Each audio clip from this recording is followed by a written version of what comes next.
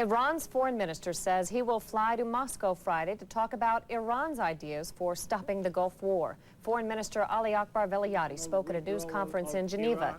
He said, however, Iran has no specific plan for peace. Iraq's foreign minister is due in Moscow Sunday. Velayati also condemned the Allied bombing of a Baghdad bomb shelter. He says the bombing cannot be excused, but he adds that Iraq's irresponsible policies brought on the war. Palestinians in Israel and across the occupied territories are quietly protesting the deaths of the Iraqi civilians. Palestinian leaders called for a 3-day period of mourning and a general strike to protest the Allied bombing. Most shops remained shuttered today and many people stayed off the streets. The occupied territories have been under some form of curfew since the war began. Some prominent Palestinians have written a letter blasting European countries for a double standard in condemning Iraqi attacks on Israel while ignoring Israel's repression of Palestinians. Jordan also has declared a period of mourning for the civilian victims of Baghdad. CNN's Tony Clark reports the bombing incident has increased Jordanian hostility toward the United States. Jordanians poured into the streets of Amman Thursday, waving black flags, carrying signs that said, U.S. kills babies and women, and shouting anti-Western and pro-Iraqi slogans. Demonstrators burned a U.S. flag outside the UN office, threw stones at the Egyptian embassy, and roughed up some Western journalists outside the U.S. embassy. The Allied bombing of a building used as a shelter has made people in Jordan angrier than they've been since the Gulf crisis began. President want to kill all our people. That is the reason only. No Kuwait, no anything another. You know? You are dangerous. Get out. America is becoming our first enemy. Therefore, we are helping Iraq in its battle. Flags are flying at half-staff in Jordan, and all along the roads and on rooftops, black flags have been sent out. The government has declared 3 days of national mourning for the victims of the Baghdad shelter bombing. How can you bomb the shelter? What do you think Saddam Hussein bring his army to put in the shelter? What kind of thoughts is it? What kind of thinking? What kind of people are you? Was Mr. Bush able to sleep soundly after he saw the pictures of what happened? Can any American, can any human being with any sort of feeling whatsoever close his eyes and sleep with a clear conscience after he saw the massacres that have been taking place?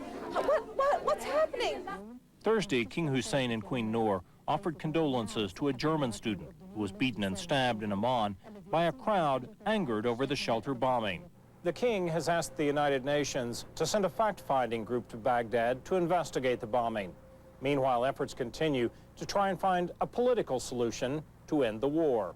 German Foreign Minister Hans-Dietrich Genscher flew into Jordan for a meeting with the king and Crown Prince Hassan.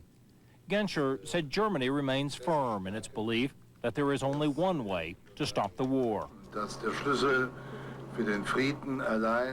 key is in the hands of Saddam Hussein. He can end the war immediately if he declares his readiness to withdraw from Kuwait and if he withdraws.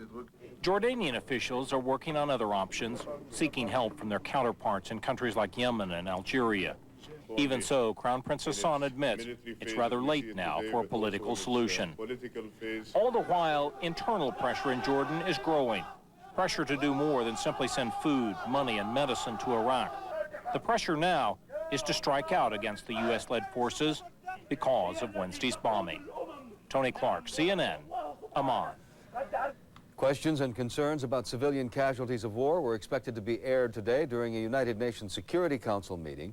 In a rare move, though, the council barred media from attending the session. CNN's Jeannie Most joins us live from the United Nations with more on that meeting. Jeannie. Normally, we might be taking you live to the Security Council debate on the Gulf War, but for the first time in 15 years, the press has been excluded from a debate like this. The Security Council voted yesterday to exclude the press, mainly because the U.S. and its allies didn't want a big televised debate on the war beamed around the world. Here you see some of the ambassadors headed for this private session just a short time ago as they came in. In the U.S. ambassador's words yesterday, they wanted a meeting free from the instantaneous glare of publicity. Now, lest you think you'll never know what happened behind these closed doors, there's the U.S. ambassador there, lest you think you'll never know what happened, there will be a transcript published the day after the debate saying basically what everyone said behind closed doors, but they do not want instantaneous television coverage of the debate.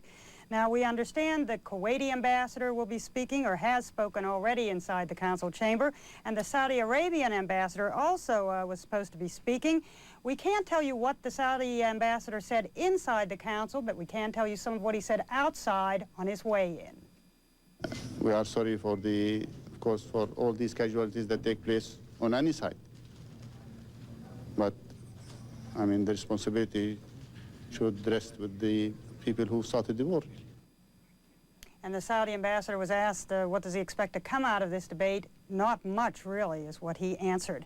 The Cuban ambassador is apparently trying to get something out of it. The Cuban ambassador has confirmed that he is working on a draft resolution. He wouldn't give many details. Other diplomatic sources say that it would contain some sort of call for a commission to examine formulas for a possible peaceful solution. And the idea apparently would entail a ceasefire. Well, that's an idea that the U.S. is dead set against, the idea of a ceasefire. The U.S. wants no breathing space for Saddam Hussein until Saddam is ready to pull out of Kuwait. We should also mention that the Iraqi ambassador is another ambassador who is scheduled to speak this afternoon. I'm Jeannie Most reporting live from the United Nations. And we will take a break. Our coverage of the Gulf War will continue in a moment. Ambassador to the United States will give his first interview since the war began. Tonight on Larry King Live, 9 Eastern on CNN.